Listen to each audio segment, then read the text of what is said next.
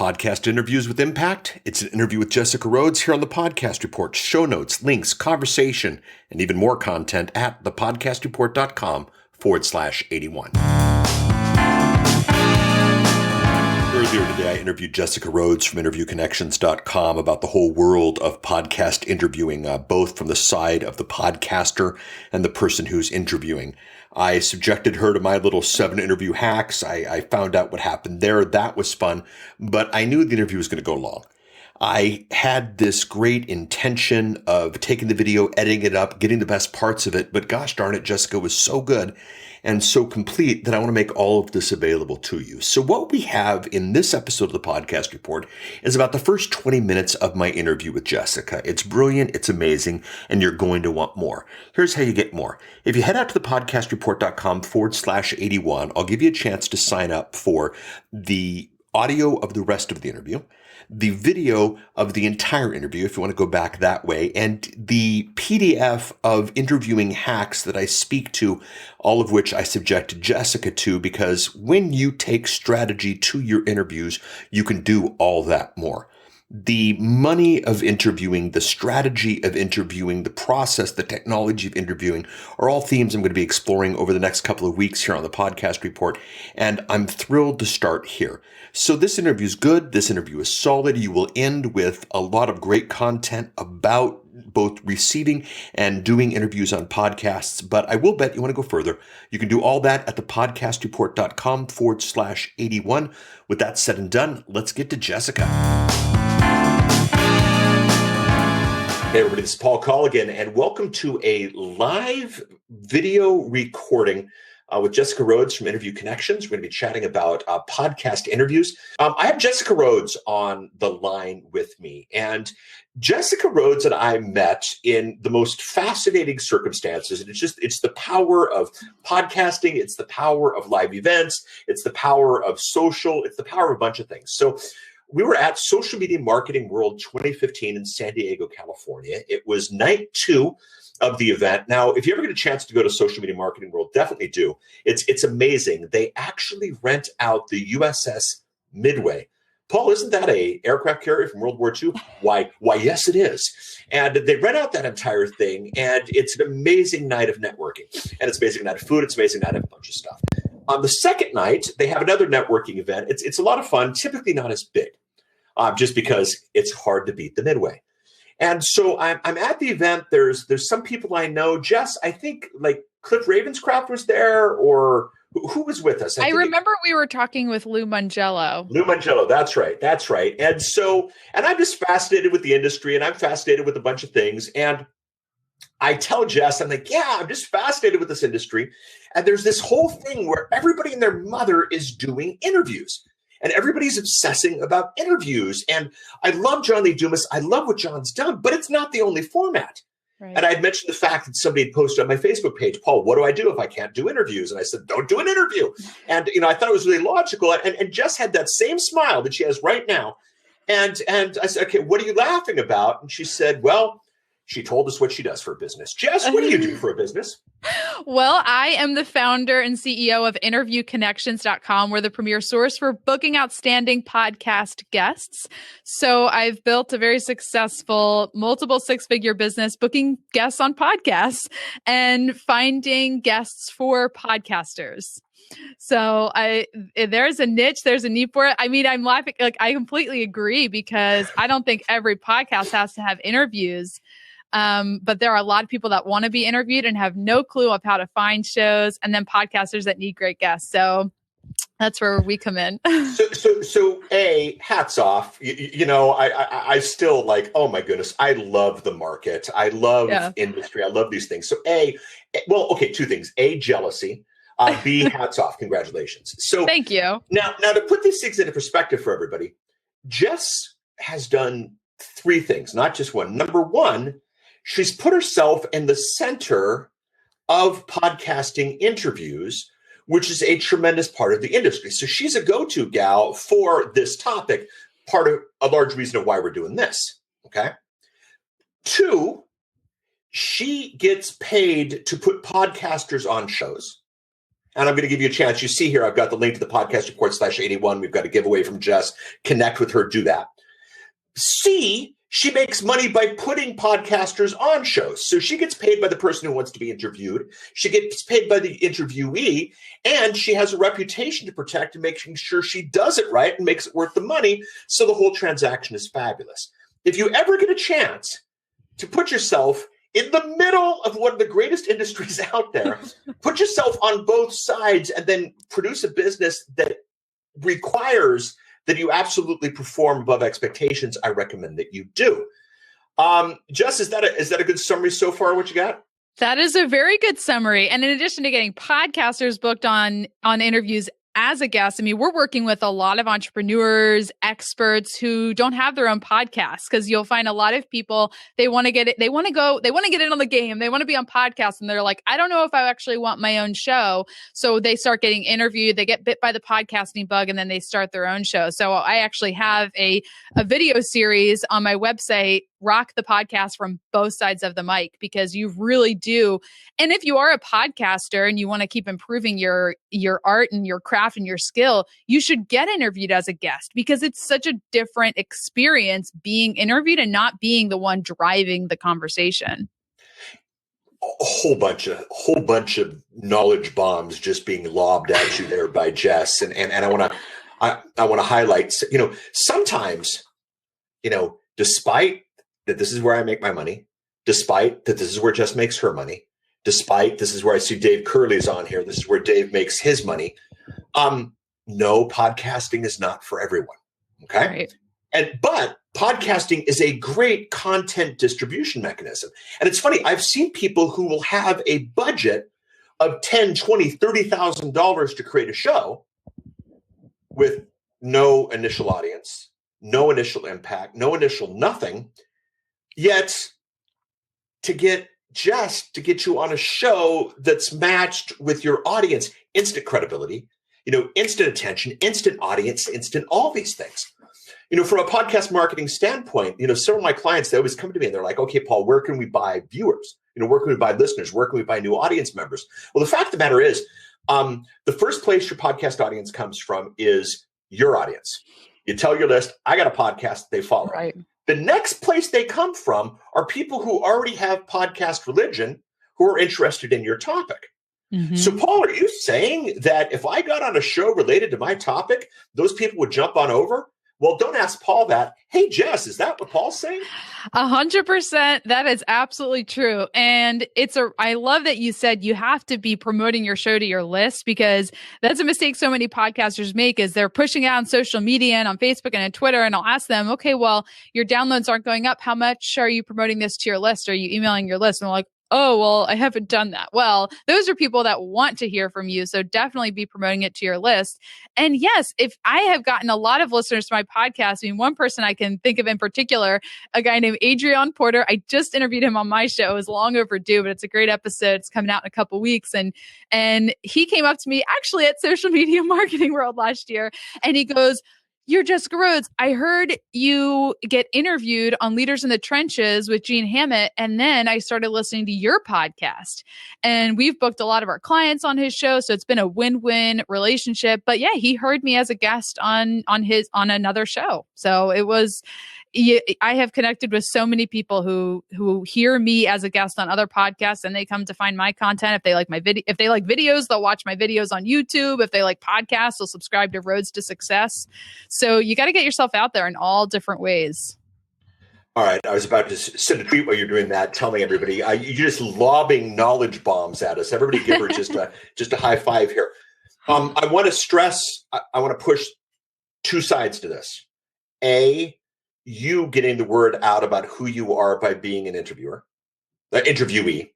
mm-hmm. But you getting new content for your show by being an interviewer. And what's interesting here is just on this episode, Jess, who has all this knowledge, who has all this credibility, who has all these features, because she came on my show, she's been marketing the fact that she's doing this live BLAB event. And the two graphics that I sent her that she's been doing a great marketing job at redirect to the podcast report with the big subscribe button and all these things. And what's great is just as much as I'm introducing my audience to Jess, And definitely, guys, head out to the podcastreport.com/81. You'll get the link to that video series that she just spoke to. You need to know her. By the way, no affiliate promotion, no nothing. She is just who she is, and I'm recommending that to you. But now, I want you to think about what bringing people on your show would do for you. Does it make sense to hire Jess? In some cases, yes. I'd say more cases often than not, yes. But there's two sides to this. You want to be a good interviewee and you want to be a good interviewer. And what I want to do is I want to take the rest of this episode and chat about both. So the first half, well, let's talk about interviewing. And the first question to interviewing is why would you want to use a booking agent as opposed to reaching out and meeting these people yourself? It's all about positioning. I mean, if we're talking to a business audience, if you're an entrepreneur, I mean, you've got to position yourself as somebody who is in high demand and someone who is successful. And obviously, like if you're doing this as a hobby, you want to just connect with people and have a good time and grow your audience. I mean, that's fine. Do it yourself if it's something that you love to do. But if you are an entrepreneur, you want to grow business, you want to have people like Paul Colligan ask you to be on their show because you're making a splash in your industry, you have to be positioning yourself as somebody who is that go-to expert. And just think about whatever your industry is, think about who those big hitters are, who those big celebrities are. Most likely they have an assistant who's representing them. Most likely they have somebody, it's like that old saying, I'll have my people talk to your people. So that's A, positioning yourself as somebody who is very successful. And B, working with a booking agent like Interview Connections is going to really fast track your success. I mean, we have hundreds upon thousands of podcasts and guest experts already in our network. So if somebody, say, for example, a marketing expert signs up with us today, I mean, in the snap of a finger, we're going to be connecting you with shows that trust our judgment. We've got podcasters that say, because let me back up a second, all of our clients apply to be a guest expert with us. So we pre-screen all of the guests that we are going out there representing. So we have podcasters that say, you know what, I trust your judgment. I know that you only book the best. You only book people with great content who are there to be, give those value bombs. So here's my scheduling link. Schedule anyone you want on my podcast. And so we're there then making that judgment call and connecting guests with these clients or with these podcast hosts. So again, working with a booking agent is going to help position you and it's going to help fast track you. And what I would also say to business owners is, where is your time best spent? I mean, if you have a business that you're running and you want to be making money in your business, should you really be on iTunes, doing all of that work, trying to, just find all these shows and write all these pitches and start from scratch? Or you should be doing high revenue generating activities to grow your business. So these are like getting you booked as a guest or finding guests for your shows. That's assistant work. And that's in my genius at Interview Connections, but that's not something that you should be spending all your time with if you're trying to use that as a way to grow your existing business. Okay. I'm going to say something that Jess can't say. Either you're good or you're not. Okay. If you're not good, get good. If you are good, let's leverage that. Right. I'm always amazed how people will buy a $2,000 computer that will make their life easier. People will buy and pay for an editor to make things happen. Get a professionally licensed piece of music, for their podcast. We'll spend money here, here, and here. But then when it comes to other things, we hope that reaching out to someone on Twitter is going to see conclusions. If you are good, here's the marketplace. Here's the funny thing. Just think about the economics of this. And again, professional jealousy. If you are good, Jess has a client who wants you. Okay? If Jess has a client who wants you, you can get an audience, you can get impact, you can get reach in a way that you simply couldn't before. Think about the impact of that. That is tremendous. Could you weasel your way into whatever podcast? Sure. And I don't even want to say the word weasel. I'm not trying to make this a pitch for Jess. I'm trying to make this an understanding of the industry. Could you get into another show without Jess's help? Absolutely. But again, strategically, is this what you want to do? So when you are interviewing, Jess, how do you get good? Well, I love that you're saying this because, I mean, yes, some people start out good and then you leverage that and they get really great. And some people start out really bad. And I think that as an interviewer, as a podcaster, if you are taking this seriously, is it a marketing strategy? Absolutely. Is it a great way to grow your business? 100%. But you can't just look at this as a thing that, okay, I'm just going to do it and it's going to grow my business. Podcasting is unique. And I think videos as well, and writing, quite frankly, blogging, you have to look at it as a skill and as a craft and as an art, and you have to take it seriously. And I've gotten great compliments on my podcast and my interviewing skills because I take it really seriously. I listen to top podcasters, people that I believe are the best interviewers in the world, and I try to hone that craft. I've worked incredibly hard at not saying my crutch words like throughout, and I'm definitely not perfect, but we all have those words. And so I really learned to become a better speaker. So listen to your podcast. Oh, it's painful to hear your voice that first time on that recording, but listen and critique yourself. And then, one way that I think you get good as a good interviewer is you don't, and some people might disagree with this, and I guess it's not a black or white rule, but I have gotten my interviews have gotten so much better when I don't pre-write a lot of questions beforehand. And it's the scariest thing in the world to have dead air on a radio show or a podcast. But I mean, the beauty thing is a podcast that, you can edit out dead air if it's really that bad. But I think about how you grow most and you get better in whatever you're working on when it is scary and it is challenging. And so, hey, can you have a show flow page that says at 5 minutes in, I'm going to ask them what their favorite business book is. And at 10 minutes in, I'm going to say, you can have that pre-scripted and you'll have it okay show that maybe some people listen to.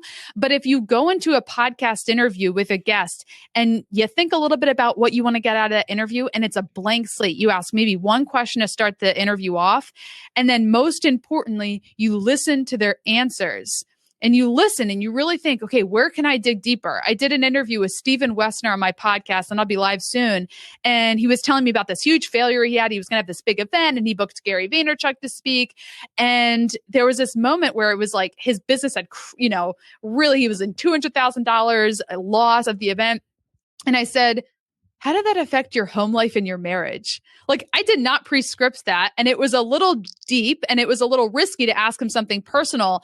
But boy, that interview was like awesome because it went there and it was deep and it went in and it really made him open up. It was not I did this great event and I went to Gary Vaynerchuk's office. Like, I really made him reveal a whole story because I went there and I really listened. Like, he almost kind of brushed over the story a little bit. And I'm like, oh boy, I got to go there. Is that why you say you should throw out your show flow? Yes. I've heard that from you. I really, and I definitely started, and I'm not saying like, hey, start podcasting and don't ever have a show flow. Cause again, it's not black and white, but I really think that if you've been podcasting for 6 months to a year and you're feeling like you're on this plateau, don't prepare a show flow.